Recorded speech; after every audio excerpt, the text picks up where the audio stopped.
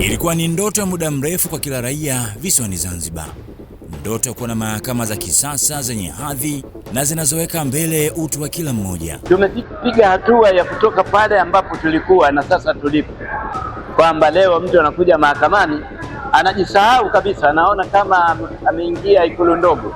Hasa nimependa zaidi kwenye hatua ya chumba cha huduma ya kwanza, kwa sababu kiuhalisia tumekuwa tunapata tatizo la mashahidi ama wadai kudondoka kwa presha mahakamani. Unajua mahakama sio eneo rafiki. Sisi kama wanawake tumepata sehemu mbalimbali zikiwemo za kunyonyeshea watoto, sehemu za usikilizaji wa mashauri ya udhalilishaji. Majengo mapya ya mahakama yamejengwa, mitambo ya teknolojia imefungwa na sasa kesi zinaendeshwa hata kama shahidi yupo nje ya nchi. Tunapokuwa na mahakama ambazo zina huduma ikiwemo ya multimedia services, yani huduma ya mahakama ambazo ina miundombinu inayowezesha ufanyaji kazi kwa njia ya kimtandao. Maanake hata shahidi ambaye yuko nje ya Zanzibar, yuko nje ya nchi, bado anaweza kufikiwa. Inabakia sasa kwa watendaji wenyewe, kwa maana ya waheshimiwa majaji, mahakimu na makazi, kutumia sasa fursa hii ambayo imepatikana. Napenda kushauri pia, kwa sababu miundombinu ya majengo imefanyika kwa kiwango kikubwa na teknolojia, lakini sasa tunataka tuongeze katika manpower zaidi.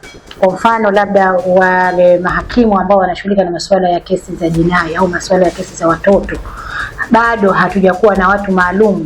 Tunakuta hakimu huyo au jaji huyo anakuwa na kesi za jinai, ana kesi za watoto, ana kesi za madai. Kwa hiyo unakuta kwamba hakuna mpangilio mzuri. Kwa kweli hili jambo litasaidia sana wananchi, baada ya kuhangaika kuzipatia mahakama huduma zao zitapewa katika maeneo yao.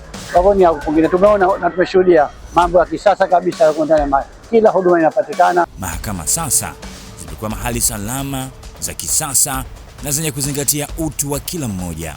Hali yetu haikuwa nzuri, majengo yetu yalikuwa ni makongwe na machakavu na ni ya zamani sana. Kwa mfano jengo letu la mahakama kuu pale Vuga ambalo tumehama, ni jengo ambalo limejengwa mwaka 1904 na limeanza kazi mwaka 1908. Kwa hiyo 2020 tayari idadi ya watu Zanzibar imeongezeka, idadi ya mashauri Zanzibar imeongezeka. Kwa serikali iliona haja ya kujenga majengo mapya, likiwemo jengo hili ambalo tumo la mahakama kuu, ambalo majaji wanaweza kufanya kazi zao kwa utulivu kabisa. Jambo la kumsifu sana jaji mkuu ni kwamba amekuwa ni mtu ambaye yuko karibu na watu, amekuwa ni mtu ambaye amekubali kufanya kazi na wadau, na maboresho unayoyaona leo, na sisi wadau tuna sehemu ya maboresho, kwa sababu sisi ni sehemu ya wananchi na tunapaswa kuwa sehemu ya kuunga mkono serikali zetu zinapokuwa na nia ya kutaka kufanya maboresho katika mifumo mbalimbali ya kiuongozi. Karibu katika makala hii maalum itakayokujia kupitia chaneli yetu ya Watetezi TV na mitandao yetu yote ya kijamii. Usikose.